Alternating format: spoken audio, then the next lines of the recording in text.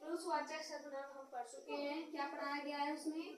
यह 3 प्रकार का होता है। पहला जो बात करता है, दूसरा जो सुनता है, तीसरा जो दोनों में बातें होती हैं और तीसरा सुनने वाला कोई नहीं होता, उसको कहते हैं थर्ड पर्सन। उसके बाद दूसरा आता है आपका इंट्रोगेटिव प्रोनाउन। इंट्रोगेटिव प्रोनाउन किसे कहते हैं? Pronoun that are called used to ask a question about a person or thing are called interrogative pronoun.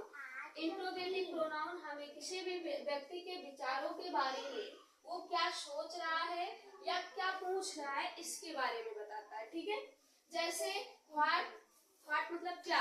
अगर हम पूछेंगे तो क्या पूछेंगे, ऐसे ही पूछते हैं क्या।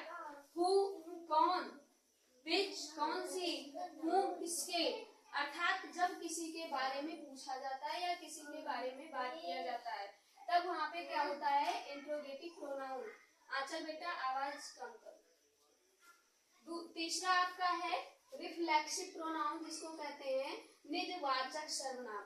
निजवाचक से मतलब क्या होता है कि जो चीज अपने लिए बोली जा रही हो। किसके लिए? अपने लिए बोली जा रही हो। जैसे pronoun that, so that, so the subject also receive the action of the verb, अर्थात जो क्रिया के बारे में बोला जा रहा हो, जो क्रिया हो रही हो, जैसे पढ़ने की क्रिया हो रही है यहाँ पे, ठीक है, तो ये जो पढ़ने की क्रिया हो रही है ये हमारे ऊपर भी तो लागू हो रही है।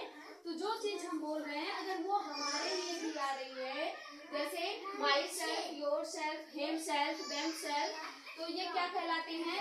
रिफ्लेक्सिव प्रोनाउन कहलाते हैं। क्या कहलाते हैं? रिफ्लेक्सिव प्रोनाउन, निजवाचक सर्वनाम। निजवाचक सर्वनाम।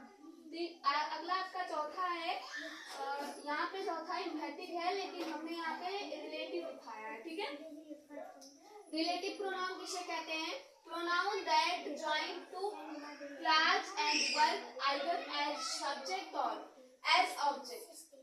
जो किसी कर्ता के बारे में बात किया जाए और वो उसके क्रिया पर भी, उसके मतलब खुद के विषय पर भी वो कार्य करते। जैसे हम बात कर रहे थे कि खुशी पढ़ने में बहुत तेज है, तो वहाँ पे मेरा भी योगदान है कि हम खुशी को पढ़ा रहे हैं। तो यहाँ पे अपने भी सब्जेक्ट के बारे में जब बात करते हैं, किसी भी ऑब्जेक्ट के बारे में बात करते समय अपने सब्जेक्ट के बारे में बताते हैं, तो क्या कहलाता है? रिलेटिव प्रोनाउन कहलाता है, संबंधवाचक प्रोनाउन कहलाता है, संबंधवाचक सर्वनाम कहलाता है। जैसे खुशी मेरी क्या है? स्टूडेंट है और